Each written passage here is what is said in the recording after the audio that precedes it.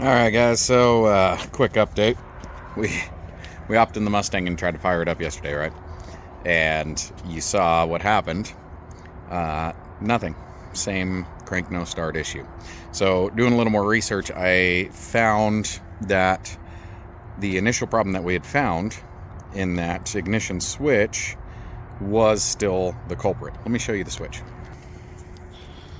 All right, so here is the old ignition switch. And if you saw in any of my other videos, it had separated along this joint here. And I had squeezed it back together and took a punch and smacked it. You can kind of see where I smacked it back together there. Well, what happens is, these are the switches, or the switch sits right here underneath the cover. I'll link the short where I actually did the repair in the description below, but that switch sits down there, and it's what controls all the gauges, the ignition system, all of it, right? So in our video yesterday, we came to start it and had the same crank no start signal or symptom as before, right? Obviously now she starts, so, and she'll start every single time now. Oh, well, she's a little cold, so, but you can hear she's trying to start. Oh, come on, baby. Need to fix that accelerator pump. Anyways, the problem we had before of crank no start is now gone, fully cleared away, right?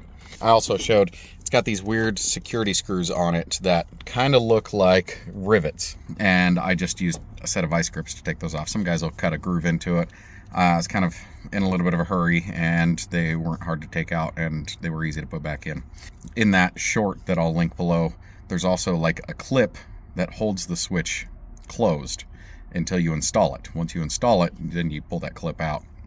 I didn't really show that. There's a bunch of videos on it. If you ever need to look it up, you can check out other people's YouTube videos. But long and short of it, that was the problem. What happens is when these guys separate like that, usually like the plastic and everything is deformed a little bit and everything. So putting it back together reattached the connection point from the high side to the low side, right? But there's maybe what I'll do is I'll disassemble this so we can look inside. I can kind of see, like on this side, there's still a little bit of a gap in between there. So that could be part of the problem, is that gap. But doing a bunch of research, when these warm up, when you just kind of piece them back together like I did, what happens is if something's warped or deformed, it might start working right away. But as it warms up, when you're using it and it's flowing power through it, the deformation might be just enough from the warped plastic or dirty contacts or arcing or whatever it is, that it will go back to the old symptoms that it had. When you run into that issue, you get what we had, where I drove it several times throughout the day yesterday and then went to go record a video for you guys, a long form instead of a short, and you get a crank no start because this thing was warm because I drove it a bunch. Now that we've put the new switch in, it's worked flawless every time. I haven't had any issues with it since, and that should be the permanent fix for that. And I mean, you can see like it's broken anyways. So that's the quick update, and now we get to start moving on to performance stuff, because everything else is functioning now that wasn't before. The only thing that I'm curious about, okay, so climate fan didn't work before. That's the only thing that didn't work when I put this back together, and it still doesn't. So we probably have blown fuse or something somewhere. Maybe it's a bad switch, maybe motor, I don't know. We'll get into that later. Right now, it's got a bypass on it, so it doesn't even have heat. But that's one of the things that we want in this car. We don't care about AC. I mean, it's gonna be a fun little race car essentially. So not worried about cooling, but we definitely want, at minimum, defrost and some heat. Here in Utah, it gets pretty cold, and right now it's a beautiful day. It's in the mid 50s in February, and it's nice, but normally this time of year we're closer to freezing, so trying to take this car out in the winter without a heater is just not going to be very fun. Haven't dove into the heater core yet, but if I remember correctly when I looked at it, one of the outlet ports out of the heater core itself is just like sheared off or cut off or something, so we'll probably have to do a heater core to fully restore the heat, but we at least want to get the climate controls back up and going. So, you know, little projects, one step at a time. Next step, now that we have all the basic ignition stuff figured out, we'll probably switch it over to MSD ignition system.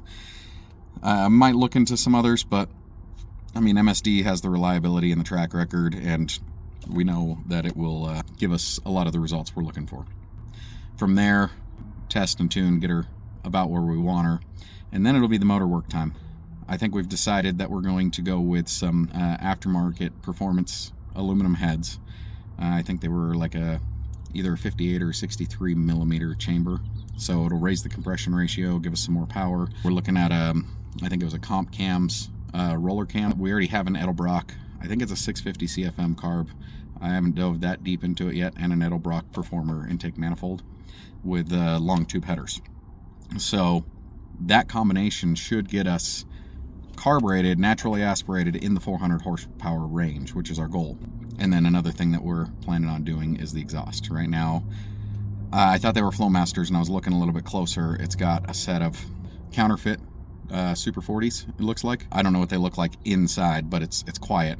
My guy who owns the car, who I'm doing the work for, he wants it louder. He said, make it as loud as a Hellcat or louder.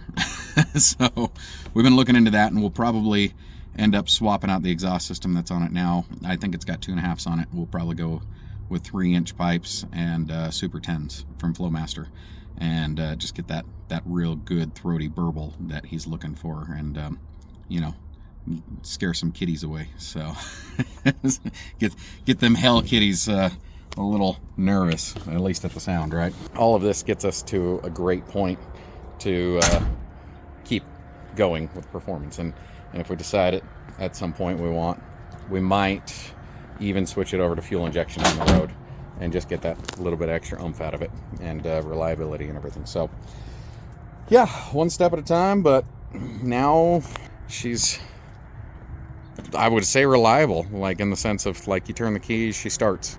Just one step at a time, and one day at a time, and we'll get there. When we go to do the heads, we'll pull the motor, clean the whole engine bay, paint it, tidy up the harness, paint the motor, clean up all the brackets, remove anything we don't need, like the old AC bracket and stuff like that.